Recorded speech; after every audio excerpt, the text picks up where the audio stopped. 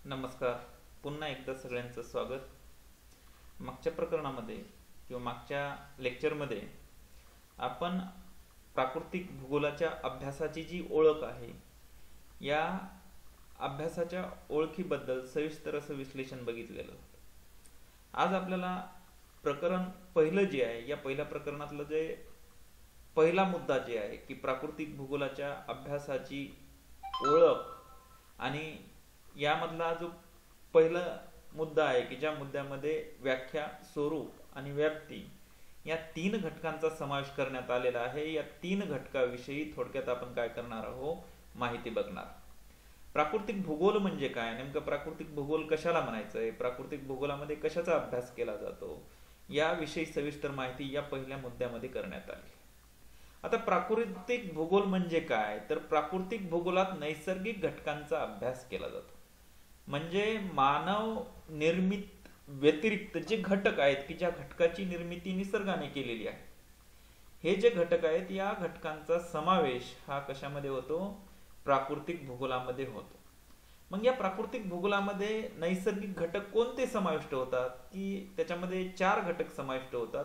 एक शिलावरण, की पृथ्वीचं जे पूर्ण भूपृष्ठ आहे या भूपृष्ठाचा समावेश की ज्याला काय म्हटलं जातंय, शिलावरण असं म्हटलं जातंय. या शिलावरणाचा समावेश कशामध्ये होतो, या प्राकृतिक घटकामध्ये होतो. दुसरा मुद्दा आहे ज्याला म्हटलं जातंय जलावरण. म्हणजे पृथ्वीवर जे 71% पाणी आहे या 71% पाण्याचा समावेश या जलावरणामध्ये होतो की जो जलावरण काय झालेला आहे, नैसर्गिकरित्या निर्माण झाले.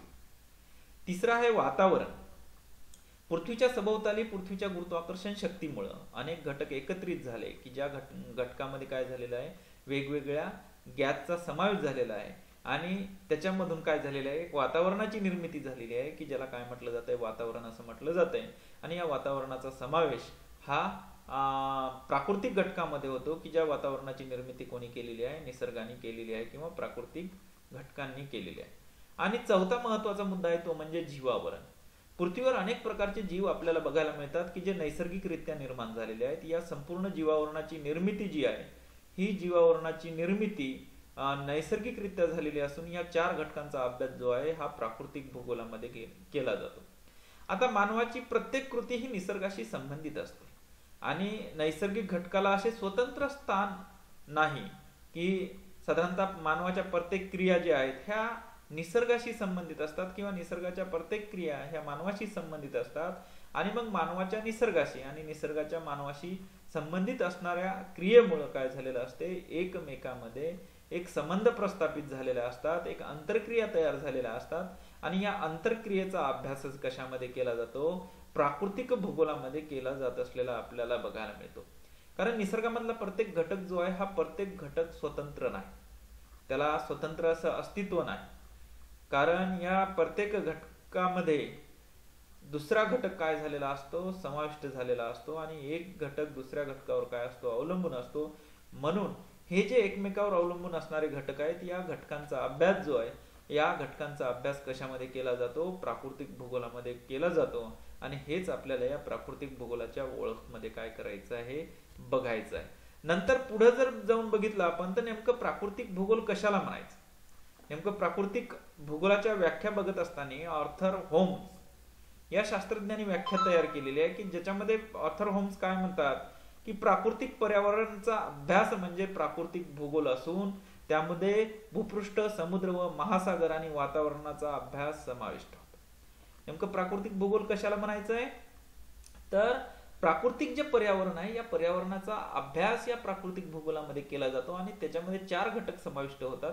एक भूपृष्ठ, समुद्र, महासागर आणि वातावरण या चार घटकांचा अभ्यास जो आहे हा प्राकृतिक भूगोलामध्ये केला जातो. अशा प्रकारचे ऑर्थर होम्स यांनी प्राकृतिक भूगोलाविषयी व्याख्या मांडलेली आपल्याला बघायला मिळते. नंतर डब्ल्यू.जी. मूर यांनी सुद्धा एक व्याख्या मांडलेली आहे की प्राकृतिक भूगोल कशाला म्हणायचंय, तर पृथ्वीवरील प्राकृतिक घटकांचा अभ्यास करणारी अशी म्हणजे प्राकृतिक भूगोल होय की ज्यामध्ये भूमी, जल आणि हवेचा अभ्यास प्रामुख्याने समाविष्ट होतो. या शास्त्रामध्ये सागरशास्त्र, हवामानशास्त्र, भूरूपशास्त्र, मृदा, वनस्पती आणि प्राणी यांचा अभ्यास केला जातो. म्हणजे एकंदरीत मूर यांची जी व्याख्या आहे या व्याख्येमध्ये काय सांगितलं की पृथ्वीवरचे जे प्राकृतिक घटक आहेत या प्राकृतिक घटकांचा अभ्यास प्राकृतिक भूगोलामध्ये केला जातो की ज्याच्यामध्ये हवामान, भूरूपशास्त्र, मृदा, वनस्पती आणि प्राणी या घटकांचा जो समावेश आहे, हा समावेश कशामध्ये होतो? या प्राकृतिक भूगोलाच्या अभ्यासामध्ये होतो. अशा प्रकारची व्याख्या जी आहे ही डब्ल्यू.जी. मूर यांनी केलेली आपल्याला काय होते? बघायला मिळते. नंतर स्टॅलन यांनी सुद्धा काय केलेली आहे? व्याख्या केलेली आहे.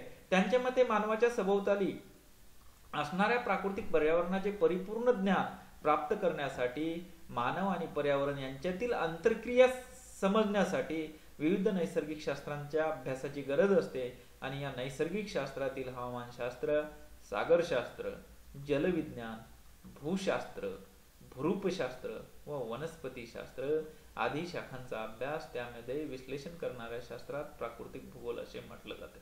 म्हणजे मानवाच्या सभोवताली असणाऱ्या ज्या प्राकृतिक घटक आहेत किंवा पर्यावरणीय घटक आहेत, या पर्यावरणीय घटकांचा आणि मानवांचा जो संबंध तयार झालेला आहे, हा संबंध विश्लेषण करण्यासाठी साधारणतः हवामानशास्त्र, सागरशास्त्र, जलविज्ञान आणि भूशास्त्र आणि भूरूपशास्त्र, वनस्पतीशास्त्र या 5 शाखेचा समावेश जो आहे, हा समावेश या प्राकृतिक भूगोलाच्या ओळखमध्ये केला जातो आणि यालाच प्राकृतिक भूगोल म्हणूनही काय केलं जातंय? ओळखली जाते. अशा प्रकारे स्ट्रॅलर यांनी काय केलेली आहे? प्राकृतिक भूगोलाची व्याख्या केलेली आपल्याला बघायला मिळते.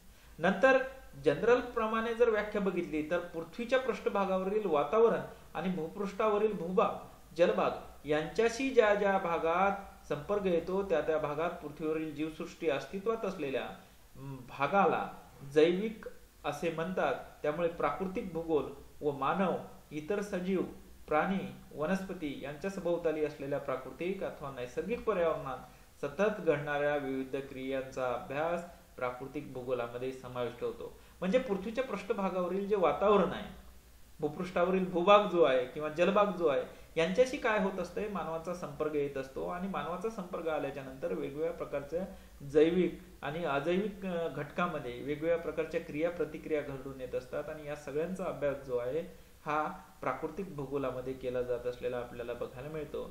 एम थिट्स यांनी सुद्धा एक व्याख्या केलेली आहे. त्यांनी साधी आणि सोप्या पद्धतीमध्ये, साध्या शब्दामध्ये व्याख्या केलेली आहे. प्राकृतिक भूगोल हे पृथ्वीवरील विविध वैशिष्ट्यांचा, भूरूपांचा व त्यांच्या क्षेत्रीय वितरणाचा अभ्यास करणारे शास्त्र आहे. म्हणजे प्राकृतिक भूगोल हे पृथ्वीवर जे भूपृष्ठ आहे, या भूपृष्ठांचं जे वैशिष्ट्य आहे, या वैशिष्ट्यावर जे तयार झालेली भूरूप आहेत, यांचा अभ्यास कशामध्ये केला जातो? भूरूपशास्त्रामध्ये केला जातो किंवा प्राकृतिक भूगोलामध्ये केला जातो. अशी साधी सरळ व्याख्या एम थिम्स यांनी केलेली आपल्याला बघायला मिळते. अशा प्रकारे पहिलं जे प्रकरण आहे की ज्या पहिल्या प्रकरणामधला पहिला जो मुद्दा आहे की प्राकृतिक भूगोलाच्या व्याख्या, स्वरूप आणि व्याप्ती, त्याच्यामध्ये फक्त आपण पहिला जो मुद्दा आहे की ज्याला काय म्हटलं जात आहे? प्राकृतिक भूगोलाच्या व्याख्या म्हटलं जात आहे. हा पहिला मुद्दा आपण काय केलेला आहे? त्यातला बघितलेला आहे. प्राकृतिक भूगोलाचं स्वरूप आणि प्राकृतिक भूगोलाची व्याप्ती किती आहे हे आपण काय करणार आहोत? नंतरच्या लेक्चरमध्ये बघणार आहोत. एवढंच बोलून मी थांबतो. ओके, धन्यवाद.